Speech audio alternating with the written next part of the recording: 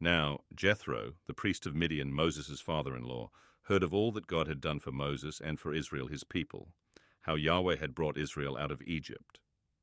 Jethro, Moses' father-in-law, received Zipporah, Moses' wife, after he had sent her away, and her 2 sons.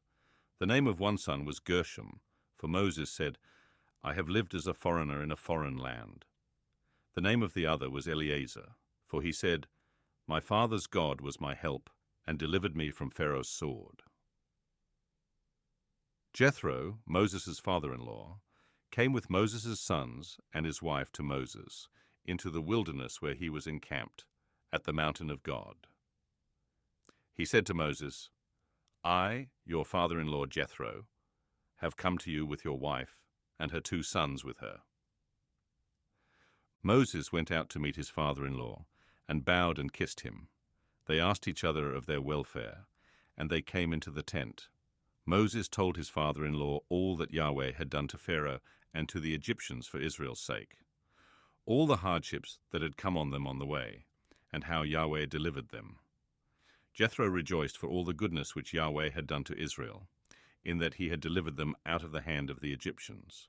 Jethro said, Blessed be Yahweh, who has delivered you out of the hand of the Egyptians, and out of the hand of Pharaoh, who has delivered the people from under the hand of the Egyptians.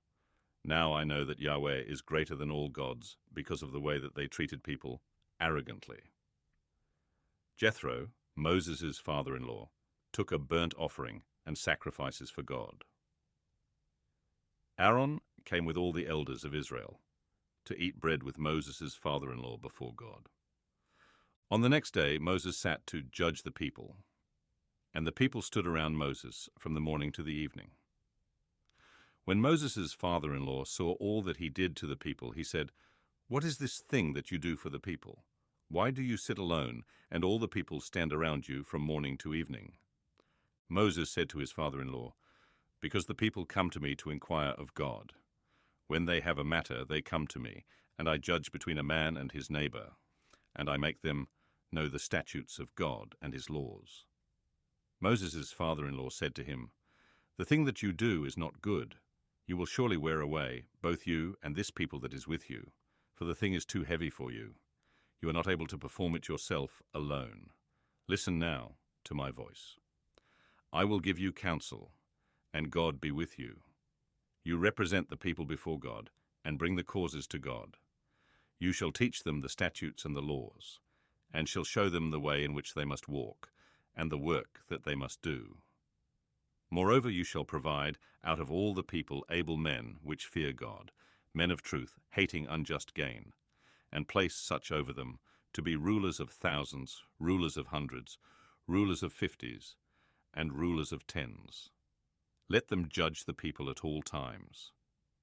It shall be that every great matter they shall bring to you, but every small matter they shall judge themselves. So shall it be easier for you, and they shall share the load with you. If you will do this thing, and God commands you so, then you will be able to endure, and all these people also will go to their place in peace.